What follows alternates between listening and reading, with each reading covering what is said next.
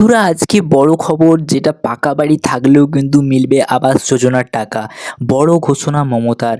আরও একটা নতুন তোমাদের নিয়ম বা বদল এসেছে আবাস যোজনা। তোমরা ভিডিওটা সম্পূর্ণ দেখো।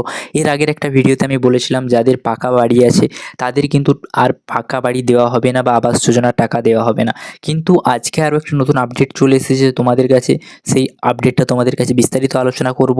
ভিডিওটা প্রথম থেকে শেষ পর্যন্ত অবশ্যই দেখো। চ্যানেলে যদি নতুন হয়ে থাকে অবশ্যই চ্যানেলটিকে সাবস্ক্রাইব করে পাশে থাকা বেল আইকনটা অল করবে, যাতে পরবর্তীকালে এই ধরনের নতুন নতুন ইনফরমেশন সবার প্রথমে তোমার কাছে পৌঁছতে পারে। তো নিয়মের বারবার পরিবর্তন তালিকা তৈরি করছে, জটিল করে তুলছে, ফলে কাজ কবে শেষ হবে তা নিয়ে সংশয় তৈরি হয়েছে প্রশাসনের একাংশে। তার উপর 11ই নভেম্বর থেকে শুরু হবে ভোটার তালিকা সংশোধনের কাজ, যা নিয়েও চিন্তিত জেলা প্রশাসন। কারণ ব্লক প্রশাসনে কর্মীরা এই দুটি কাজের দায়িত্বে রয়েছেন এবং তারা আবাসের কাজে এতটাই ব্যস্ত যে ভোটার তালিকা সংশোধনের কাজ ঠিকমতো করা সম্ভবই হবে কিনা তা নিয়ে প্রশ্ন উঠছে বিভিন্ন মহলে। কর্মীদের নাজেহাল অবস্থা।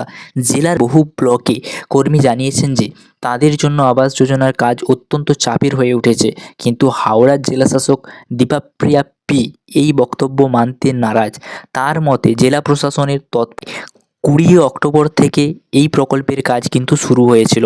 আবাস প্রকল্পের টাকার উৎস না, এই প্রকল্পের অর্থ আসছে রাজ্য সরকারের তরফ থেকে। 2022 সালে যে উপভোক্তাদের নামে আবাস প্লাস তালিকায় ছিল তাদের অনেকেরই নিজেদের পাকা বাড়ি তৈরি করে ফেলেছেন টাকার জন্য অপেক্ষা করতে করতে।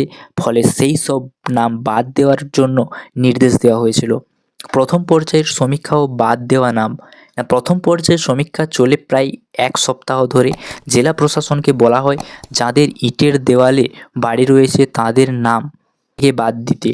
এই সমীক্ষার পরে দেখা যায় প্রতিটি ব্লকে গড়ে 50% উপভোক্তাদের নাম কিন্তু তালিকায় বাদ হয়ে যায়। বন্ধুরা, তোমাদের যখন প্রথম সমীক্ষাটা এসেছিল তখন কিন্তু নাম দেওয়ার প্রায় কিন্তু প্রতিটা কিন্তু গড়ে এক একটা ব্লকে 50% মানুষের পাকা বাড়ি থাকার কারণে কিন্তু প্রায় 50% মানুষ বাদ হয়ে যেত এই আবাস যোজনা থেকে। এবং দ্বিতীয় নির্দেশিকা কী দিল না, ছাদ ও টালি বিচারে বাদ দেওয়া নাম। অক্টোবর ছিল তালিকা তৈরির শেষ দিন, কিন্তু তার আগে নবান্ন নির্দেশ আসছে যে শুধু ইটের দেওয়ালে বাড়ি থাকলেই নাম বাদ দেওয়া যাবে না, বরং ছাদ রয়েছে কিনা তা দেখতেও হবে। অর্থাৎ ঢালাই ছাদ থাকলে তবেই নাম বাদ দেওয়া যাবে। অন্যদিকে টালি বা টিনের ছাউনি থাকলে নাম তালিকায় রাখা হবে। ফলে নতুন করে সমীক্ষা শুরু করতে হয় এবং বাদ পড়া নামগুলো পুনরায় যাচাই করতে হয়। অর্থাৎ বন্ধুরা, আরও একটা নতুন আপডেট তোমরা বুঝতেই পারলে। তোমাদের যদি চারপাশে ইঁট দিয়ে গাঁথা থাকে দেওয়াল এবং উপরে যদি তোমাদের টিনের বা অ্যাসবেস্টারের চাল থাকে, তাহলে কিন্তু তোমরা পাকা বাড়ি করার টাকা কিন্তু আবাস যোজনায় তোমরা পেয়ে যাবে।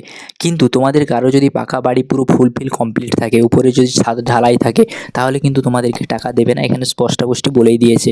তৃতীয় নির্দেশিকা কী দিয়েছে, ঋণ নিয়ে বাড়ি তৈরি হলেও সহায়তা দেওয়া হবে। অর্থাৎ সাম্প্রতিক নির্দেশে বলা হয়েছে যে 2022 সালের তালিকায় থাকা উপভোক্তারা যারা ঋণ নিয়ে বাড়ি তৈরি করেছেন তারাও কিন্তু প্রকল্পের অর্থ পাবেন। ফলে ব্লক প্রশাসনের কর্মীরা আবারও মাঠে নেমেছেন। তারা যাচাই করছেন ছাদযুক্ত পাকা বাড়ির মালিকানাদের ঋণ নিয়ে বাড়ি করেছেন কিনা। অর্থাৎ তোমার যদি সেই বাড়িটা ছাদ ঢালাই থাকে এবং সেই বাড়িটা তুমি যদি ঋণ নিয়ে করে থাকো ছাদ ঢালাই, তাহলে কিন্তু তবু তোমাকে কিন্তু এখানে টাকাটা দেওয়া হবে।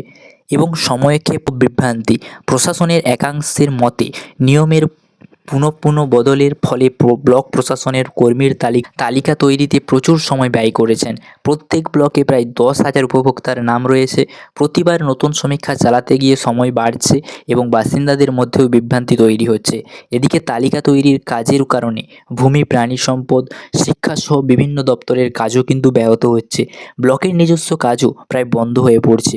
এভাবে আবাস যোজনা তালিকা তৈরির বারবার নিয়ম বদলের কারণে জটিলতা তৈরি হচ্ছে, যা জেলা প্রশাসনের সামগ্রিক কার্যক্রমকেও প্রভাবিত করছে।